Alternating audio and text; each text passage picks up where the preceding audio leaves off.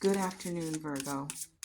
Something I don't say enough, and I'm going to say it now because I mean it and not because it fits a format, is that the people who find their way to these readings are not passive. You are not here looking for someone to tell you what to feel. You're here because you're doing the hard work of staying honest with yourself and you want company in that. That's not a small thing. That's actually everything. I'm grateful you keep choosing this space. Now let's go somewhere real together. I want to start with something physical, that particular ache that lives just below the sternum, not sharp, not dramatic, the dull, persistent, low grade kind that you've gotten so used to carrying that you've stopped identifying it as pain and started calling it just how things are. You breathe around it, you build your days around it. You've become so skilled at functioning with it present that most people who know you have no idea it's there. But it's there. And it's connected to a specific person, a specific moment, or a series of moments that left something in you unfinished. Not just hurt, though, it was that, but unfinished. Like a sentence that was cut off mid-word, like a door that was closed before the conversation inside it was complete. You've gone over that conversation in your head more times than you'd want to admit. You've replayed what was said, what wasn't said, what you wish you'd said differently, what you wish they had said at all. There's a reason you can't fully set it down, and I'm not going to tell you the reason is weakness, or that you should have moved on by now, or that holding on to something unresolved means there's something wrong with you, because none of that is true. The reason you can't fully set it down is that it was real. Whatever happened between you and this person was real enough to matter, real enough to leave a mark, real enough that a part of you, a very honest, very uncynical part, still knows that something was left incomplete. That part of you is about to be addressed. Stay with me. The person I'm looking at in this reading is not someone casual. I want to establish that clearly before I go any further, because the quality of what I'm perceiving around this connection is not the quality of something minor or peripheral. This person occupies, even now, even in their absence, significant real estate in your interior life. There's a depth to what existed between you that didn't evaporate just because the circumstances changed or the contact stopped or something broke in a way that seemed irreparable. Depth doesn't evaporate. That's one of the things I've learned doing this work. Distance can create silence. Time can create separation. But the depth of what was real between two people doesn't simply cease to exist because the surface conditions changed. It goes somewhere. It waits. Sometimes it sits in both people quietly, doing something underneath the ordinary business of their lives. It's been doing something in this person. What I'm picking up, and I want to say this carefully because I'm aware of the weight it carries, is a process of reckoning that has been happening in them. Not announced, not visible to you, possibly not fully visible to people close to them. An interior reckoning, the kind that happens when someone has been carrying something they know they handled wrong, and the carrying eventually becomes heavier than the alternative. The alternative is coming to you. Let me look more closely at what happened. Not the full story. I don't need it. And you know it better than I could ever reconstruct from a reading, but the energetic fingerprint of it, what it left, what it created in the space between you. What I feel is a combination of two things that don't often coexist so clearly, and their coexistence is actually what makes this situation specific. The first is genuine feeling. On their side, real, non-trivial feeling for you that did not perform itself well. That got complicated by something. Fear, I think, or timing, or some internal conflict in them that had nothing to do with the truth of what they felt, but that overrode it anyway. Something that made them act in a way that contradicted what was actually happening inside them. And you bore the cost of that contradiction without fully understanding what it was. Because from where you were standing, it looked like rejection. It looked like a verdict. It was not a verdict. That is what I need you to hear, even if it's hard to let in. What happened was not a verdict on your worth, your desirability, your value as a person to be loved. It was a failure, their failure, specifically to be honest with you, possibly, but more fundamentally with themselves. The second thing I feel is regret, and I'm not talking about the surface performative kind that people display when they want to seem appropriately remorseful without actually changing anything. I'm talking about the deep tissue kind, the kind that shows up in quiet moments and doesn't let go, the kind that has been accumulating in this person with the particular persistence of something that hasn't been adequately addressed. They know what they did, not in a vague general sense. Specifically, they know the moment or the moments. They know what they chose and what they left you with. And it has not left them as cleanly as they might have hoped. Something is shifting in them. I feel it as movement, actual directional movement toward you, not impulsively. This isn't someone acting on a whim or a nostalgic mood that will pass by morning. What I'm perceiving has the quality of something that has been considered, turned over, approached and retreated from, and finally arrived at again with enough conviction to actually follow through. They are getting ready to reach out. And when they do, in whatever form it takes, through whatever channel, with whatever opening words, what's underneath it is not complicated. What's underneath it is something they should have said a long time ago, that circumstance or cowardice or confusion prevented them from saying, and that has been true the entire time in between. I love you. Or something so close to that end, meaning that the difference is only semantic. And before that, I'm sorry, a real apology. Not the kind designed to make the apologizer feel better, the kind that actually accounts for what was done and the cost of it to you. The kind that doesn't ask anything of you in return. The kind that arrives simply because it needs to arrive, because carrying the debt of it any longer has become impossible.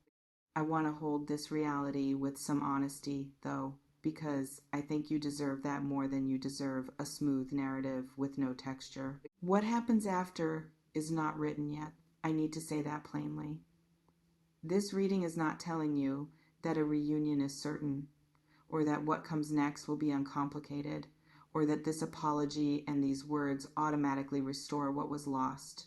Some things, once broken, can be rebuilt into something stronger and more honest than what came before.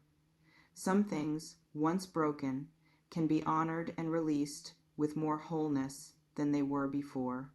I don't know yet which of those is yours, and I would be lying to you if I claimed otherwise. What I do know is this: the conversation that's coming has the potential to close something in you that has been open in a painful way for too long, regardless of what you decide, regardless of where things go from that conversation forward. The closing of an open wound that has been draining quietly, that is available to you, and it's closer than you think. But I want to stay with the more complicated part for a moment, because I feel it and I don't want to skip past it. Some part of you, and this is going to be the part that surprises you when it surfaces, is not entirely sure it wants this. Not because you don't have feelings for this person or because what they're about to offer doesn't matter, but because you've done something significant in the time since. You've rebuilt, you've restructured, you've created a life that functions, that is yours, that doesn't have a gaping wound at the center anymore, just that low-grade ache you've gotten used to. And the idea of opening the thing back up, of letting yourself be moved by this person again, of becoming vulnerable to the particular way they specifically can reach you. That's not a small ask. You don't have to decide anything before it happens. You don't have to know how you'll respond. You don't have to have a plan. What I would offer you is simply this: let yourself feel what you actually feel when the moment comes.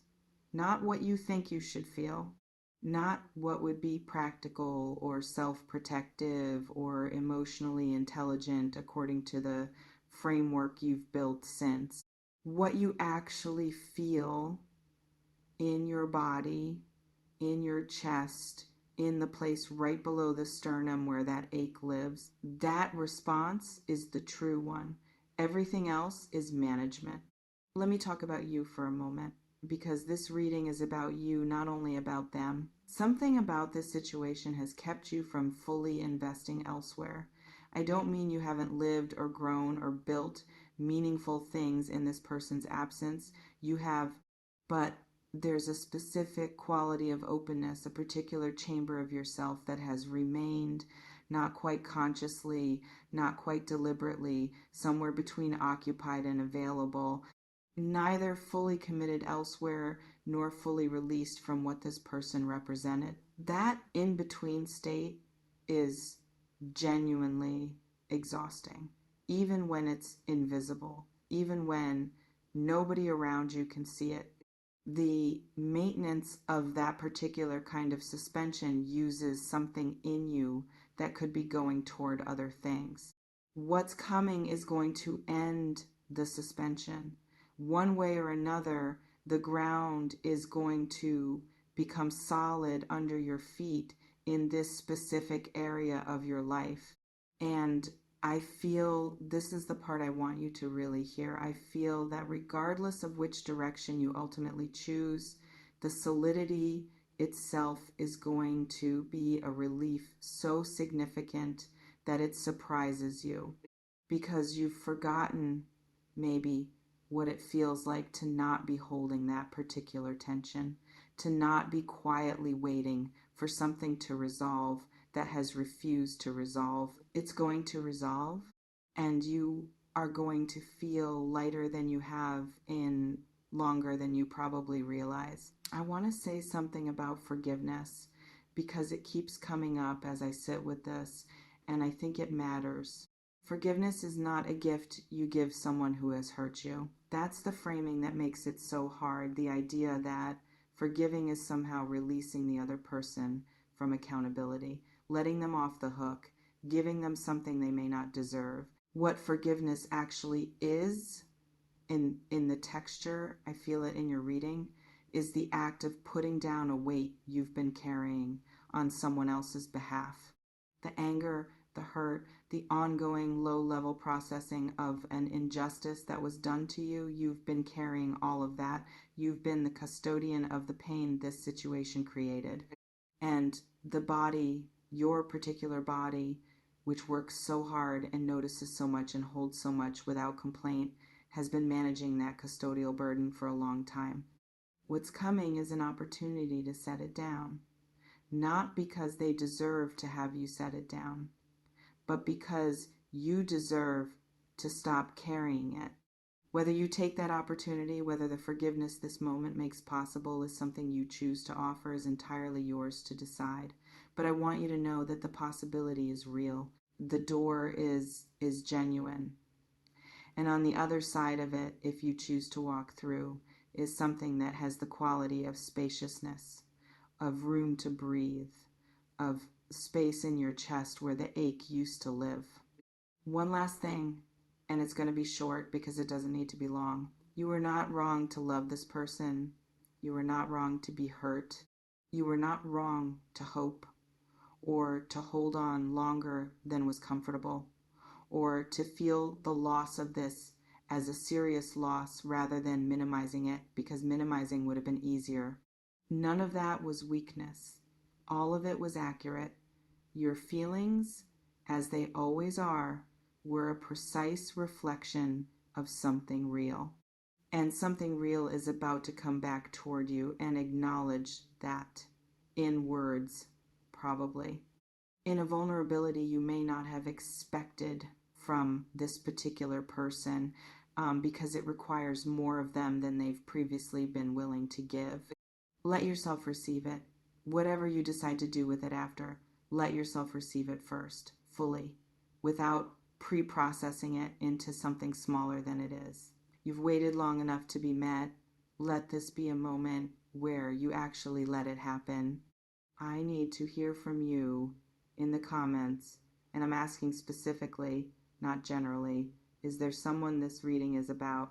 Not their name, not the details, just, do you know exactly who came to mind the moment this title appeared on your screen? Because I think some of you didn't have to think for even a second. It was immediate. It was one face. Tell me. And if this reading reached something that's been sitting quietly in you for a long time, tell me that too. I want to know what landed